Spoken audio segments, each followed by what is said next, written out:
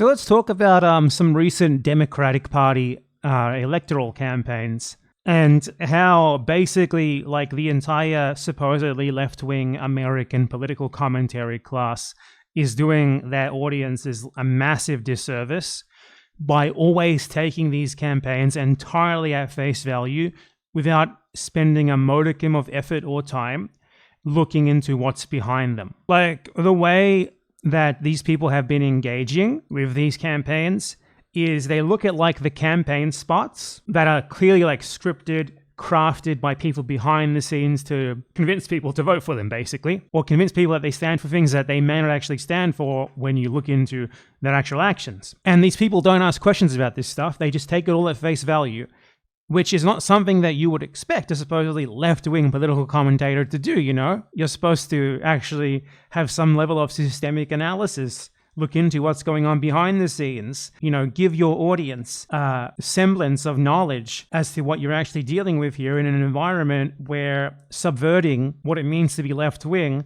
is very much a goal, both of the state and of many of the mainstream establishment, or basically parties that are just fundamentally a part of the system themselves, like the US Democratic Party. They want to appropriate left-wing, they want to appropriate what it means. So you should be looking upon things with a lot of suspicion, a lot of skepticism. In fact, if someone's running on the Democratic Party ticket, you should always know, not simply assume, not simply have a healthy skepticism of them. You should know that what you're dealing with is inorganic and it's either already been appropriated or soon to be appropriated by them to funnel energy into the party, where it will then go to die. So let's look into certain things regarding some recent Democratic Party campaigns that are not being talked about at all by a class of supposed political analysts who are fighting the power and looking at things in depth, looking at the things that others don't, supposedly, as their own sort of image wants you to think they're doing, but which they actually are not. For a lot of the political commentary class on the progressive or so-called self-styled left wing in the US, it's not ruthless criticism of all that exists, even though a lot of them like to literally call themselves Marxists. It's rather something more like unconditional celebration of whatever they give. It's the exact opposite of what they claim to be. And anyone who points out what is actually behind these campaigns, behind these candidates, what they are actually doing, how they very clearly are not what they are presenting themselves as, and not what these people are presenting them as, and doing a disservice to their audience in doing so. If you spend even a modicum of time looking into what's going on with their campaigns, who's behind them, who they are allied with, you know? So, very interesting article here from Vanity Fair, which is like a puff piece for a Democratic Party consulting firm, talking about Morris Katz. Who is Morris Katz? He's a high-level Democratic Party campaign strategist who previously worked on the John Fetterman campaign. This guy is one of the main people responsible for John Fetterman, and he's also now working on two prominent Democratic Party campaigns that are receiving a ton of support by this political commentary class. Graham Platner and Zohran Mamdani. You know, the picture speaks 1,000 words, doesn't it? Like the narrative here is that he's like basically an expert at this sort of stuff, but when you read this, it's very funny. And it's very funny how much he sounds like the people in question. Katz and his consulting firm, which is called Fight Agency, are behind basically all of these supposedly anti-establishment, insurgent Democratic Party campaigns that you've heard of. Sanders for president, Mamdani for mayor, Fetterman. So you look into this guy's narrative surrounding himself, and he gave like this interview with Vanity Fair about how he was playing a huge part in running the Mamdani campaign while simultaneously doing PR for Graham Platner in the wake of it being revealed that he's a neo-Nazi with SS Totenkopf tattoo on his chest. Like here, for example, in this gushing profile of him, he looked at a monitor, reviewing and approving a new set of Mamdani ads. Then Katz talked through a statement he was writing for Platner's campaign in response to the uproar over the old post, trying out a line about the importance of a party that's open to redemption. That's the exact talking point regarding Platner that a lot of these uncritical Democratic entryist candidate supporting commentators have been running for Platner. What?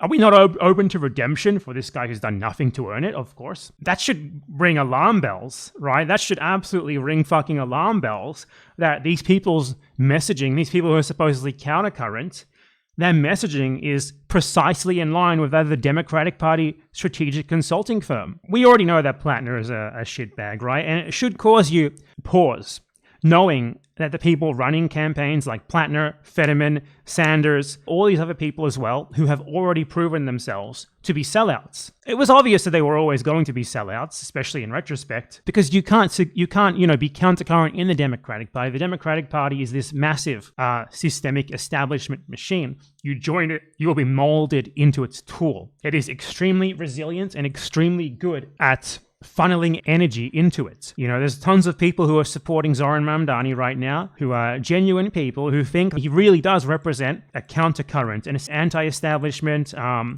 anti-imperialist, pro-Palestine, stuff like that. But that he joined the Democratic Party, and especially that he is taking up their line in this sort of consulting firms and many other things that we're also going to be going over, serves them perfectly well. They're going to appropriate all of that energy and drive it straight into themselves, just as they did with Sanders post-2016, just as they did with Alexandria Ocasio-Cortez, all the rest of the squad, all these other people. It's always going to happen. It's not a wait and see thing. It's not let's wait and see what's going to happen here. We already know because it's already happened. Mamdani won the Democratic Party primary without the support from these sorts of consultancy firms, by the way. And then he totally reshuffled his campaign team. He hired Fight Agency, got a new campaign manager, all the good stuff. He moved his campaign from trying to actually win votes to largely trying to reassure the Democratic Party that he was not a threat to them. You can see this very clearly in the way that he started caving on many of the things that made him popular among a huge part of his base in the first place. Firstly, you can see the influence of these sorts of consultancy firms and the Democratic Party mainstream pressure on him, even after he had already won the primary, in the way that he started caving on things that no one gives a shit about. Except those people. Well, people care about them, but from the opposite end. They want him to uphold these positions. But he started caving on them under no pressure from any voters, from any actual voters. He could have run on a completely unaltered platform, unabashedly pro-Palestine, excluding Zionists outright, stuff like that. But he didn't do that. He changed. Like the moment where he said that he would no longer use the phrase globalize the intifada, for example, which no one cared about. This was not a genuine concern among anyone except the media beat-up class. No, he was going to lose no significant amount of votes because of this, but he still went on MSNBC and with a very carefully prepared statement announced that he was going to stop using the phrase. Unity. Has your personal views on the phrase of global intifada changed by the... Oh my God. Since you've been running for mayor, do you understand those that see it in a more threatening way than saying, I'm just not going to police other people's language? Yes, they have. And when we won the primary election, I said on that stage that I know that millions of New Yorkers care deeply about what happens in Israel and Palestine, and I'm one of those New Yorkers. And I commit to reaching even further to understand disagreement, to wrestle with the complexities of those differing viewpoints. Because if you cannot see the consultancy firm influence in how he's speaking here, I have a bridge to sell you. This is a prepared Democratic Party politician trying to play both sides statement. It is so obvious. I can practically assure you that he was given these questions beforehand, and this was not written by him. This statement was written by people like Morris Katz, the Fight Agency people, so that he could go on here and give a wishy-washy centrist statement about how he understands both sides now, which he obviously doesn't. He has a decade-plus long history of pro-Palestine advocacy, and he's giving that up easily here, even though he has no practical reason to, because his pro-Palestine positions are specifically what got him. They got him a significant amount of support, and he didn't need to drop them at all to win the election, but he did it anyway. Why is that? You need to ask yourselves these questions rather than just ignoring the fact that this happened at all. What this city deserves is a mayor that looks not only to represent the close to 600,000 New Yorkers that voted for me, but rather the 8.5 million people that call this city home. And in the meetings that I have had since that moment, I've met with Jewish elected officials, with rabbis, with community leaders, and there was one rabbi that spoke to me about how that phrase, for her, brought back memories of bus bombings in Haifa, of restaurant attacks in Jerusalem. And I knew that from what she was sharing with me that she had a fear, as she said, that could come home to New York City.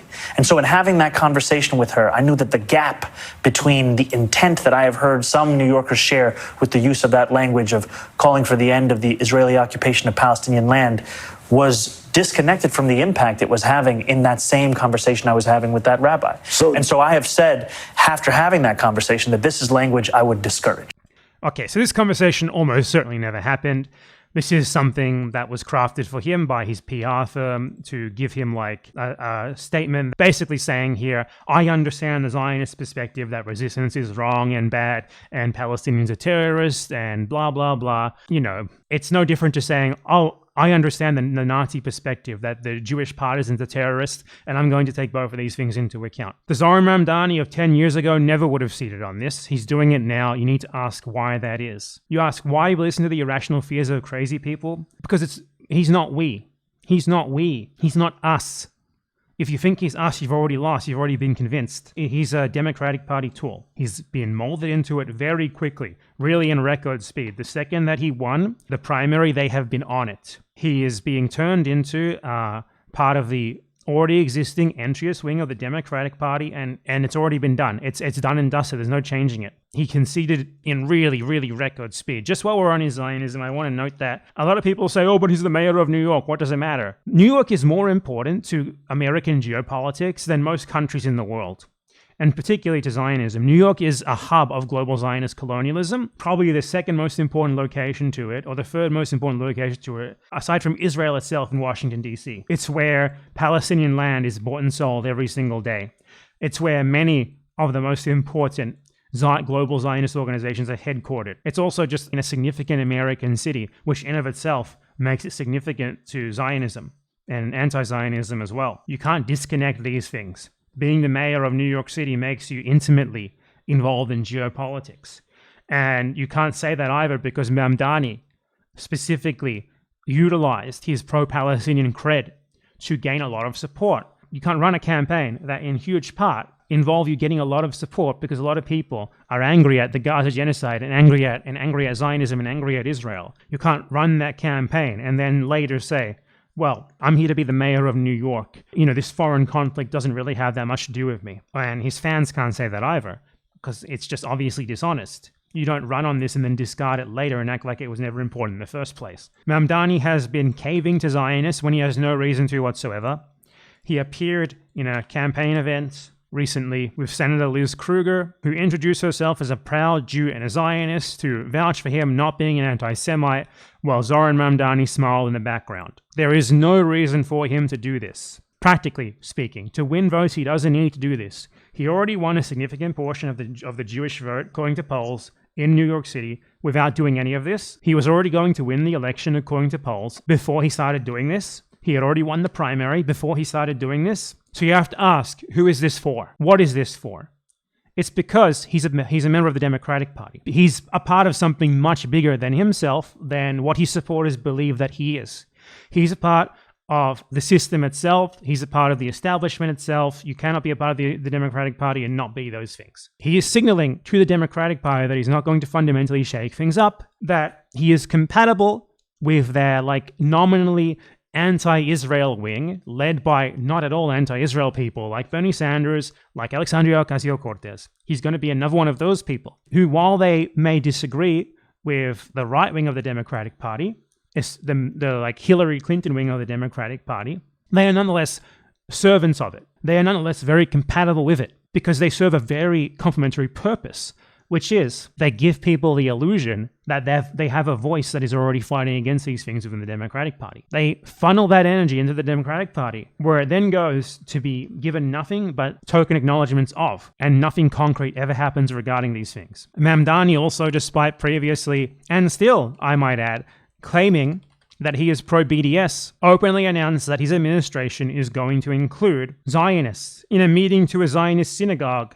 last month, Mamdani explicitly said, I'm going to have people in my administration who are Zionists. I want to note here that some of Mamdani's most uncritical, unconditional supporters among the American political commentary class have previously said things like, Zionists should not even be allowed to be the local dog catcher. Zohran Mamdani is going to have Zionists in his administration, in positions much higher than a local dog catcher. And you should ask questions about why these principles are so easily discarded when it becomes time to actually put them into practice. Why these contradictions are not even mentioned, and their support for these obvious Democratic Party entryist candidates is totally uncritical and does not mention the sorts of things like who is behind them, how they are totally compromising on a big part of the most important parts of their platforms without actually needing to in order to just get elected. You know, people often say we're using the Democratic Party, not the other way around. If he's using the Democratic Party, then why is it that he's been conceding to them rather than the other way around? They're not conceding to him, he's conceding to them. Zohran Mamdani's transition team is essentially nothing but mainstream Democrats who are all Zionists and all have a long history in mainstream Democratic Party administrations. Just look at the way it's framed in Time magazine. Mamdani names an all-woman transition team. Let's read about who they are. The 34-year-old, that's Mamdani, named a slate of transition advisors who have worked in the administrations of former mayors Eric Adams, Bill de Blasio, and Michael Bloomberg. I and my team will build a city hall capable of delivering on the promises of this campaign, the mayor-elect said. And, you know, you have to see who the team is to understand what that means. The transition team's executive director is Alana Leopold, a longtime de Blasio aide, former first deputy mayor Maria Torres Springer, former Federal Trade Commissioner Chair Lena Khan, United Way of New York City President Grace Panilla, and city budget expert Melanie Hartzog. Mamdani also reaffirmed his intention to retain Police Commissioner Jessica Tisch. Jessica Tisch is an outright Zionist who is responsible for arresting people in New York protesting against Israel on the basis they are anti-Semitic for criticizing Israel. I think you guys really need to look beyond the veil. You have to look beyond the veneer. When you see a campaign, especially one run like Mamdani's, where it's exactly like Obama, it's a spitting image of Barack Obama, it should be obvious to you that there's something really fishy behind this. This is not what a grassroots campaign looks like. A grassroots campaign is scrappy, thrown together, trying to get the most out of every single cent they have. His campaign is not that. His campaign is scripted, artificial, very carefully constructed by consultancy firms. And this should be obvious just by looking at its spots. Like the average Mamdani spot is so well done that it is so obvious that he's not the one who's doing it, but no one acts like that. Everyone acts like he's a real grassroots independent or something, and it's maddening that people are so easy to manipulate like this. I want you to please watch this. Watch it with a critical eye and think about if something like this, released so quickly, so fast, so well produced, so clearly scripted, is something that you would ever expect of a genuine grassroots campaign. Because this is not the product of a genuine grassroots campaign, it's the product of the Democratic Party consulting firm that got John Fetterman elected, Fight Agency. 4 years ago, Andrew Cuomo resigned in disgrace, and you probably know why. The governor's office kept the nursing home death data secret. Cuomo aggressively groped an aide. Inappropriately touched a female state trooper. Use of state resources for a COVID-19 memoir. Less well known is what he spent the last 4 years doing, besides getting trounced in the Democratic primary. In 2022, Cuomo started Innovation Strategies LLC to represent individuals and corporations in a variety of matters. Definitely not vague. Last year, it raked in more than $500,000. Who paid for Cuomo's services? He refuses to say. But what journalists have been able to piece together is troubling. In April, Bloomberg revealed that Cuomo advised a cryptocurrency exchange based in the Seychelles as it faced federal investigations. Then you get the point. Now, I'm not saying he's wrong here. What I am saying is that this is not organic. This is not grassroots. This is not an independently run campaign. This is a campaign that has ceded to the Democratic Party in order to get support from its consulting firms, from its strategists, from people who are going to ensure, in exchange for giving him that support, that he can never be the radical that he postures as, or that he might have once been personally 10 years ago. You can see he is just ceding to the Democratic Party line over and over again in other things as well, like his statement on Venezuela and Cuba. Now, there is not a significant population of right-wing Cubans in New York, and most of the Venezuelans who live there aren't even citizens and don't even speak English. They moved fairly recently. All up, this is a population combined of less than 200,000 people. So there's literally no practical reason to win votes for Mamdani to cater to right-wingers from these countries. And yet, He's going to the media and for some reason telling them that he considers Venezuela and Cuba to be dictatorships. He said, I want to be clear about my position. I believe both Nicolas Maduro and Miguel Diaz-Canel are dictators. Their administrations have stifled free and fair elections, imprisoned political opponents, and suppressed a free and fair press, Mamdani emphasized. There's no reason for him to even comment on this shit. Why? There's no reason. He could just stay silent on it. He doesn't have to give an opinion on this stuff. But he chose to give one that is completely in line with the general Democratic Party foreign policy line. This is the same foreign policy line of the Sanders, the AOCs. Why? Why? Because he's one of them. Because he's a part of the machine. This isn't for you or me. It's not for the voters. It's for them. He's signaling to them that he's their guy now. He's not going to fundamentally step on their toes. The most that you will get out of Mamdani is a few pilot program run, subsidized grocery stores.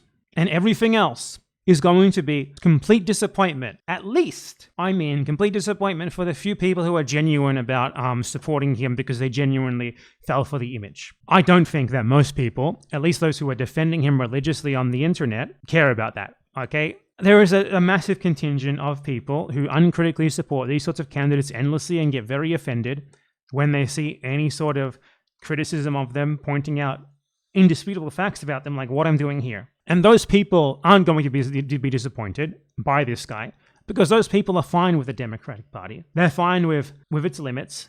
They're fine with its foreign policy especially, even if they may pretend otherwise. For them, this is not a betrayal.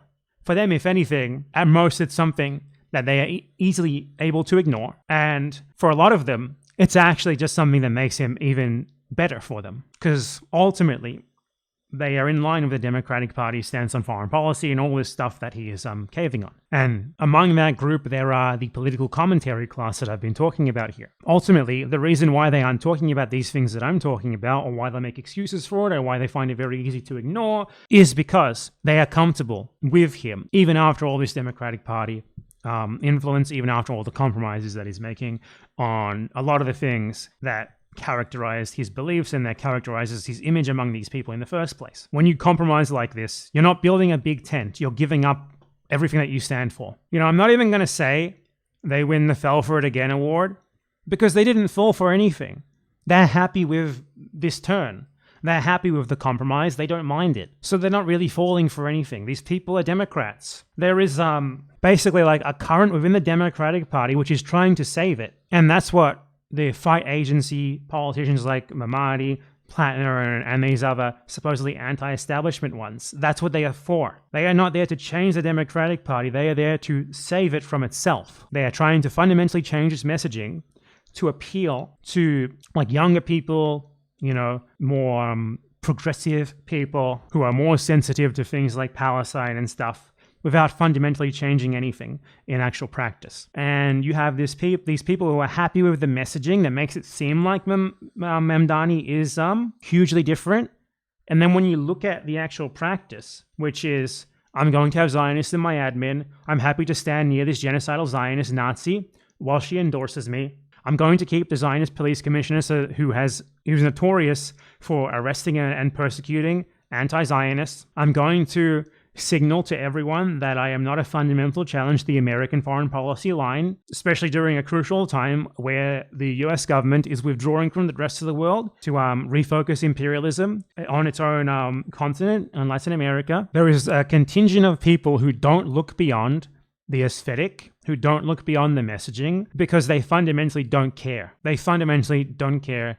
And they exist to mislead well-meaning people. And also fundamentally because it's very profitable for them not to challenge people. It's very profitable for them to assure people that this guy is exactly what he seems and there's nothing untoward in the background. It's a lot easier to just tell Americans, to tell your American audience that the Democratic Party and their latest entryist is going to save you, that this is a huge win for you, that this is going to shake things up. This is the most important thing ever. God, I saw the most ridiculous post ever from one of these insane fanatics. This will be the most important global win for the left, maybe ever. He's a Democratic Party entryist candidate. He's already conceded on everything he personally believes. Almost all of it, basically. The Democratic Party is totally happy to give you some localized government welfare programs in New York City, if it means that they will fundamentally bring you into their party and make sure that all of the potentially actual subversive energy that someone like this, who was not on their ticket, could bring to the table, goes straight into their party to die. This important global win for the left. This is nothing. It's literally nothing.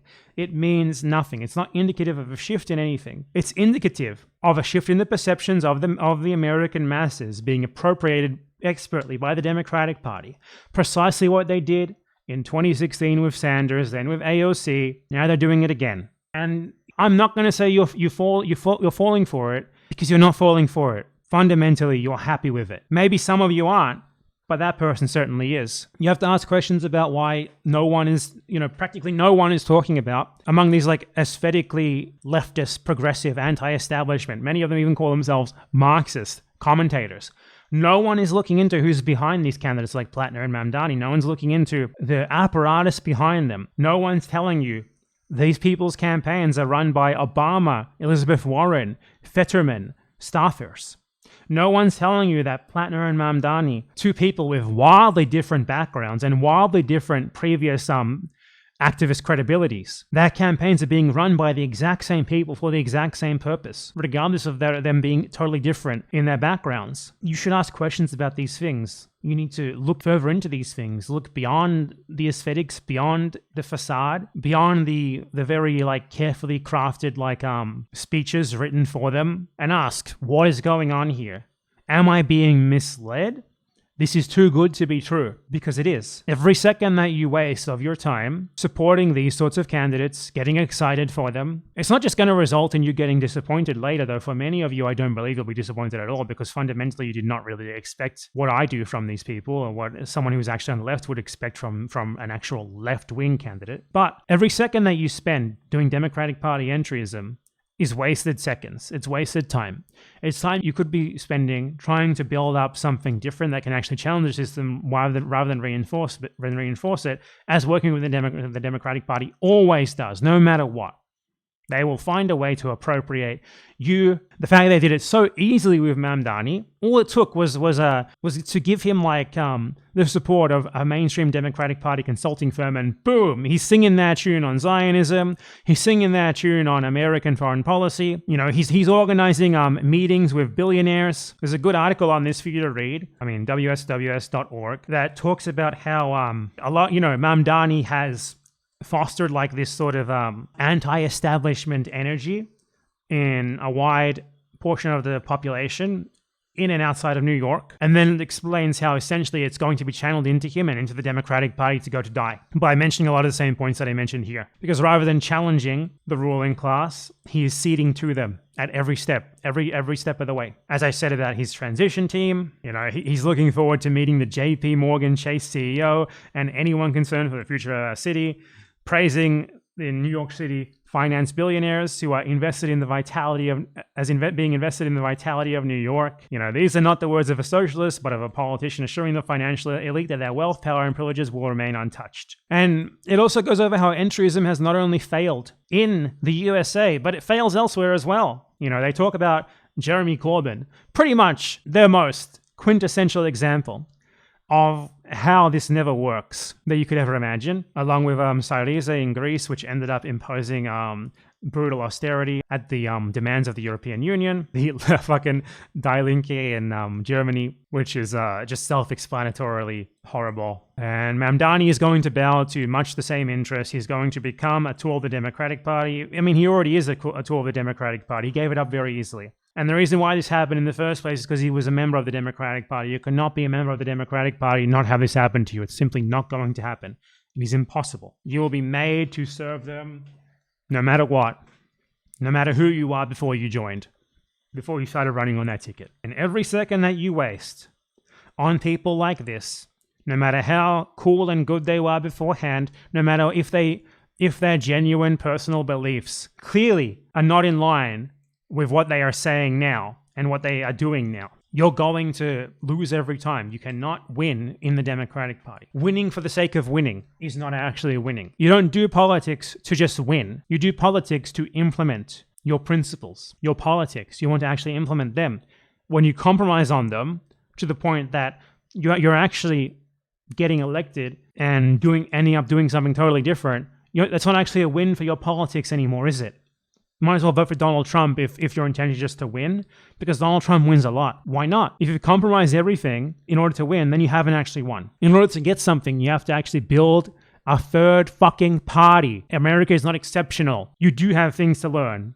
You are the babies of the global left. You have accomplished nothing. You are one of the least effectual left wings in the electoral sphere in the world. You have everything to learn from everyone else, but you act like you have nothing to learn from them. You act like you are exceptional. What works everywhere else could never work there. It's time to realize that's not the case. Because every second you delay, every second you waste on these worthless Democratic Party entryist candidates is a second given to the Democratic Party. And it suits them perfectly, because you're not going to change them from within. You're not going to challenge the system from within. You're not going to challenge the establishment from within. It doesn't work. It takes time and effort to build something alternative, but you either do it or the rest of the world suffers for your inaction. And fundamentally, most of you are okay with that.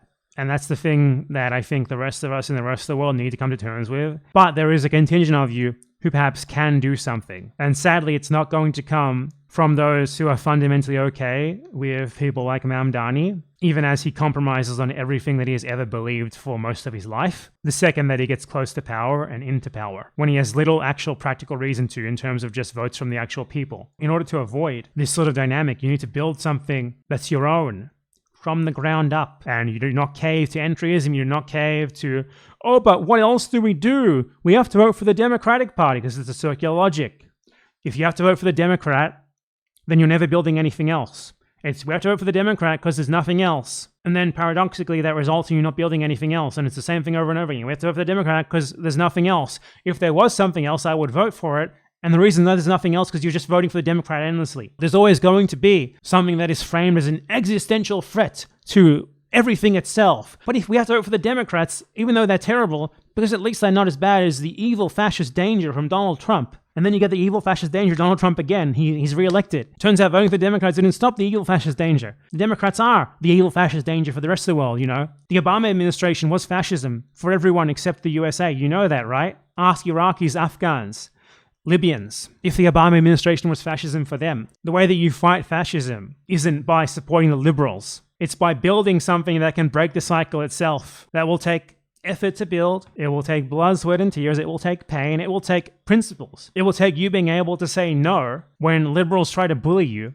into just being Democrats, into just voting for the Democrat over and over again. You will lose and you will lose and you will lose until you win. You can either do that, or you can be fundamentally happy with entryism that results in the deaths of millions upon millions upon millions upon millions upon millions of people, just because they're not American. That's what you're going to get from Mamdani and others like him, regardless of who he was previously as an individual, regardless of the things that he has said before he was overtaken by the Democratic Party consultancy firm Complex. You have a lot to learn from everyone else. Other people have broken two-party systems and in much worse circumstances than yours. Fundamentally, the problem isn't that it's not possible. It obviously is possible. Obviously, the USA is not exceptional. What happens elsewhere can happen there. You start on the local level, you build up slowly over time, and it's fucking embarrassing for you guys that the ACP, led by fucking Infrared Has, the two holes guy, is doing more about this than you are. You should be so fucking embarrassed that Jackson Hinkle's party is legitimately building something different and new from the ground up in the proper way as well. They aren't focusing on elections. They're focusing on actual real grassroots organizing, on winning support by doing things in their local communities, by social media propaganda before running in elections. Because Americans don't understand these things, and it's not a zero-sum game. It's not, but if we can't win a presidential election immediately, we can't run. No, you start small and you build up from there. Then eventually you start running in local elections. Eventually you'll win one. Eventually you expand to like the state level.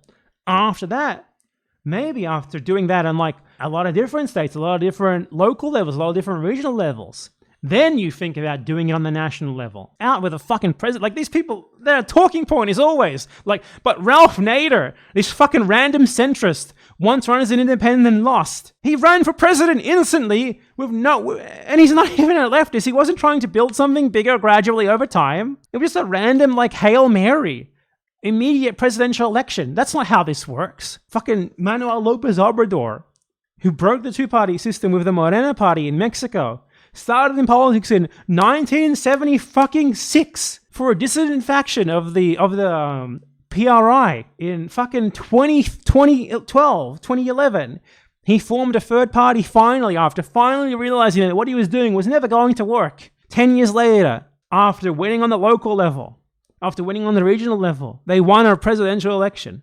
I'm not saying it could possibly be that fast in the US, it wouldn't be, but that took him 50 fucking years to do, you know? It's either do that, or you just fucking do nothing. You might as well do nothing. Because when you take what you're given by the Democratic Party consulting firms, when you just vote for them over and over again, it's literally the same as doing nothing. It would be happening with or without your support. They are in control. It's time for you to realize that. It's time for you to do something different. The fucking ACP has dozens of chapters across the US. Some of them have thousands, tens of thousands of members already. They are building something that is eventually going to be able to win them things like local council seats. They're going to be able to build on that from there. They have done this in a year. 1 or 2 years they've done this. And you tell us it's impossible. Embarrassing, honestly. They aren't wasting their fucking time on supporting Democratic Party electoral candidates exclusively. And they're going to be able to build something serious off that. And you should be fucking embarrassed that fucking Infrared has, most famous for thinking that women have 2 holes instead of 3. He is leading a party that is better at this than any of you could ever hope to be. Now, ultimately, I know this just makes most of the people who watch this stuff uncomfortable. I know that for you, like a lot of people just want to feel like they are radicals. They want to feel like they are left-wing. They want to feel like they are at the acceptable limits of what left-wing should mean, while just fundamentally supporting the status quo by voting for the most left-wing Democrat in the moment. I totally understand that. Those are the people who leave comments on my videos saying, can't we just enjoy this one victory? Why do you have to be such a Debbie Downer? Is no one good enough for you? Stop purity testing. The same fucking talking points over and over and over and over again. As if the consequences of them doing this isn't millions of fucking dead non-Americans. Those people don't care, obviously. Those people want to feel like they are a part of a special club that makes them unique and different. They don't want to really change anything regarding American imperialism, regardless of how much they pretend to care about it. They don't want to put in the work. They don't want to risk anything. They don't want anything to fundamentally change. At most, give them universal health care and give them like an AOC who reassures them and pretends to be doing something within the party against imperialism while just reinforcing it. And they're totally happy. They don't mind. But some of you might not be happy with that. And you need to do something else. And it's totally possible. If fucking Infrared has and Jackson Hinkle can do it, you can do it too. It'll take time and effort, just as it did in other countries. You know what happened in fucking other countries? These people were murdered. Like in Uruguay, they broke the two-party system. The USA, you don't have a US embassy in the USA, so you don't have this excuse. The USA literally fucking intervened in their country, helped to install a dictatorship that massacred the left-wing movement, banned every single major left-wing political organization, political party. They overthrew a dictatorship. It took them 10 years. And then they built like an electoral coalition over the course of 20 to 30 years, slowly, at the local level, building up from there until they eventually won presidential elections. Even if they had never won presidential elections, though, they still did a fucking lot. You don't have to actually win a presidential election to be doing a lot. You don't even have to run in elections to be doing a lot. Spreading your ideas, your ideology, your propaganda is reason enough alone to have your own party. But it's just important that you do it independently without being a tool of the Democratic Party. That's why you don't join the fucking DSA. The DSA are an endorsement machine for the Democratic Party. They are not a serious, independent political organization nor party. They are Democratic Party entryists through and through. Their role is to say, vote for this Democrat or don't vote for this Democrat. And that's all. They don't do anything outside of that. So look, you can put in the effort, you can risk something, you can try to build something better that will take time and effort, that will take blood, sweat, and tears, that will take willpower to not be guilt-tripped by people who are fundamentally imperialist wreckers telling you, but you have to vote for the Democrat because of the fascist danger. You have to vote for the Democrat because who else is there? In order to build your own party up until it's a political force with actual power, with actual influence, until you have spread your ideas to the point where maybe you can win something. And even if you can't win it, you will have enough power behind you, enough votes behind you that you can influence the others, bend them to your will, rather than you being bent to theirs like Mamdani and all these other Democratic Party entryists always are. Or you can just keep doing the same fucking thing, Because at this point, if you're doing the same fucking thing, when you know what it results in, it's because you're complicit. It's because you're happy with it. Think about that when you deal with this Democratic Party aligned commentator class, analyst class. You know precisely who I'm talking about when I say this, who like posture as progressives, some of them even as Marxists. And then when it comes down to it, they are tools of the Democratic Party. They will always support the Democrat. They will fundamentally vote blue no matter who. And they will mislead you and their audience into doing so every single time. So I'm going to tell you what is going to happen with Zohran Mamdani in the future. And I'm able to say this with such confidence, not because Zohran Mamdani is a bad person as an individual, that he was not a genuine pro-Palestinian activist, not like a genuine radical sort of left-wing person before, but because he's a Democrat. Because he's a Democrat. Because he is a Democrat, I know precisely what's going to happen, because it always happens. It's incredibly predictable. It's unavoidable. When you run as a Democrat, when you use the Democratic Party consultancy apparatus, they make you cave to them and they mold you for their purposes. They let you say and do certain things, but make sure that on other things, you don't step over the line, because they turn you into a tool for them to funnel potential genuinely anti-systemic, anti-establishment energy straight back into the party. Mamdani is going to be probably a 2-term mayor of New York City. Perhaps 1, I don't know. I think it would be 1, only if like he gets earmarked by the DNC to run in a more important position after the first term. One of those 2 things will happen. After that, he's going to go into national politics, like the House or something, you know. But I think mayor of New York City to like just another one of the crowd in the House or the Senate or something is kind of a downgrade. He will be like the new Bernie Sanders, I would say. Give it 10 years or so, and he will be the new Bernie Sanders, compromising on everything, talking like he's anti-establishment, while actually very much not being it. Regardless of what happens with him, eventually he's not going to be able to be the mayor of New York anymore. And he's going to continue in Democratic Party politics from there. He's going to be increasingly de-radicalizing during his terms. He's going to be posturing as if he's still sort of the same guy that he was before he was like a major political player. But if you actually look at what he does, like, you know, if you look at what AOC, what Sanders do, they affirm basically every single pro-Israel thing, meaningful pro-Israel thing in their voting and stuff like that, that they exist to make you think that they are on your side when they're not, you know? Mamdani is going to become one of those guys, except maybe the worst of them all, because he's the only one out of all of them who does actually have legitimate anti-imperialist cred from before he was a politician, like a mainstream Democrat politician. He's going to be an AOC, except his supporters are going to be telling you, look, he was at a pro-Palestine protest 20 years ago, supporting the resistance and all this stuff, while he votes on like funding for the Iron Dome or some shit. If he gets into the House or whatever, or, you know, maybe he'll be like given a ministerial position in the Alexandria Ocasio-Cortez administration. Some shit like that, when she does like a comparatively uncharismatic Obama presidential run. I can tell you all of this. I can tell you this is going to happen because it's totally obvious. Why? Because this is what happens in the Democratic Party. It's what's happened before. It's what's going to happen again. You're doing the same thing over and over again, hoping for different results. Or maybe not, because I think a whole lot of you, particularly those who are going to be complaining in the comment section down below, you're not going to be refuting anything that I say. You're just going to be saying in a lot of different ways that I shouldn't be allowed to say it and that it makes you uncomfortable, and crying basically. Like, there's a lot of different ways they say this. Like, this is purity testing.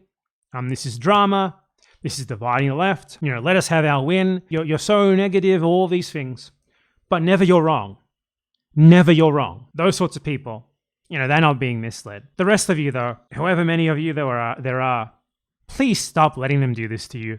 Thank you. Every second that you waste on these sorts of candidates, on legitimately getting invested in them and supporting them and wasting your energy on them. It's one thing to just vote for a guy. It's one thing to go out and spend an hour of your time casting a fucking ballot. It's another thing to like literally campaign for them, to support them, to really become invested in them. And that's the difference here. Because you see that from all of these like big posturing as Marxist left-wing political commentators online. When if they were what they actually claim to be, like they would be telling you, you know, okay, vote for the guy. Why not? It takes zero effort for you to do so. And you should not be doing anything aside from that. You should not be wasting your fucking time on this aside from that. Because there's better things to do. There's more important things to do. No, it's not a suspect you're right and hope you're wrong situation. It's a this is what's going to happen situation because nothing else can ever happen. It's the Democratic Party. When will you fucking learn? I hope you're wrong. I hope he's going to change the Democratic Party from within. He's going to make it into a pro-Palestine party. It's going to happen. Oof. This is why you people cannot be trusted at all. It is as my best friend Che Guevara once said, the stark reality facing the world is that in the final analysis, the economic development of the United States and the need of its workers to maintain their standard of living means that our struggles for national liberation are not waged against a given social regime, but rather against the whole American nation, which is bound as a bloc by the ironclad supreme law of common interest to continue their domination over the economic life of the rest of the world. Che Guevara, he was right. And this idiocy, this I sure hope you're wrong, is so emblematic of that. I'm going to sit here and hope. I'm just going to sit here and fucking hope that doing the thing that obviously isn't going to work is magically going to work. Because fundamentally, it doesn't actually matter to me. I'm not the one who'll suffer for it. I'm not the one who'll suffer for the inaction. What the Democratic Party desperately needed is a charismatic leader who can talk like Barack Obama, who can appeal to a younger generation of more left-leaning people and make them into centrists. And he is going to do that. And you're going to be watching it. And you're going to be hoping that it doesn't happen when you fucking know that it's happening. It's happened over and over and over and over and over and over and over and over and over again. This time is going to be different. I sure hope it's going to be different. I'm not going to be doing anything different though. There's a certain point where you're just complicit, and that's the point. Okay?